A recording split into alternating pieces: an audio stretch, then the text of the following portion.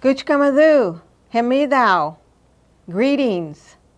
As your chairwoman, I would like to share with you about how the Colorado River has been in the press a lot lately.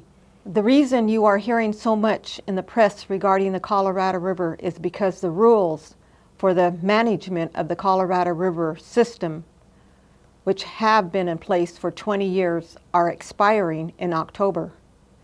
These rules, sometimes you will hear them referred to as guidelines, were developed by the basin states and the United States without any tribal input. For the past 4 years, the states have been meeting to discuss new operating rules.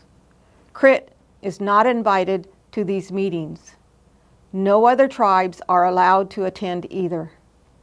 Only the basin states and the federal government are in these meetings. While we don't know for sure what is happening in the meetings, we do know there has not been an agreement. You may have seen in the press that a deadline of February 14th for reaching an agreement was missed. This was the second deadline that has been missed.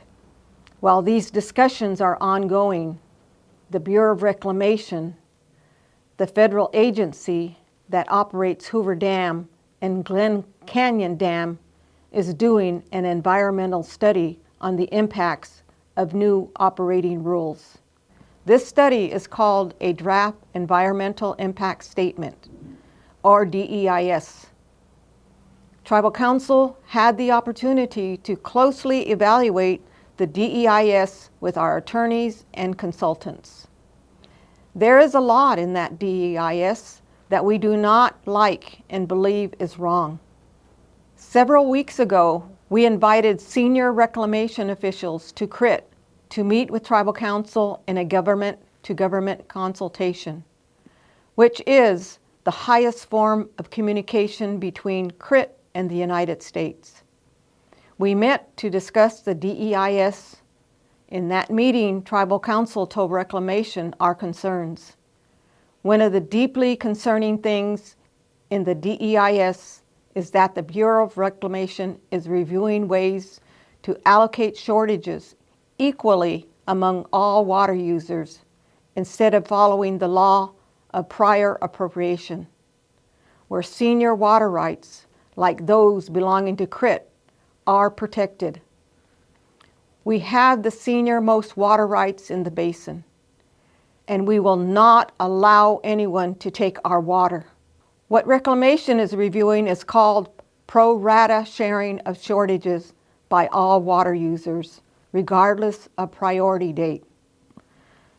Tribal Council made it very clear that we will oppose any attempt by the federal government to implement sharing by forcing water cuts. We told the Bureau of Reclamation officials that they must also explain how the Bureau of Indian Affairs has failed all of us by maintaining our irrigation system. We then told the Bureau of Reclamation that they must acknowledge in their draft environmental impact statement our most recent resolution for personhood status for the river. We specifically told them how our river provides for us culturally and spiritually, and that our health and well-being as tribal members is directly tied to the health of the river. We told them that they must acknowledge that keeping water in the river has benefits under tribal law for all of us. They said they would, and we told them that we will be watching. Finally, we told them there will never be long-term peace on the river without CRIT and other tribal nations being directly involved in decisions regarding its management. Tribal Council followed up this meeting with a formal comment letter of 100 pages, demanding that the Bureau of Reclamation address the points we raised in our meeting. We included technical, legal, and cultural analysis to support our position, and we also informed Reclamation that they must come back and meet with Council again before any decisions regarding management of the river are made. We are also coordinating with lower basin tribes, including the upper basin, knowing that we are stronger when we work together. Many of these nations have already reached out to us asking if they can also use the arguments we are making. They have told us our comments are strong. We expect the next version of the DEIS to be published in early summer. Please continue to look for updates over the next several months through social media and the Manitoba Messenger.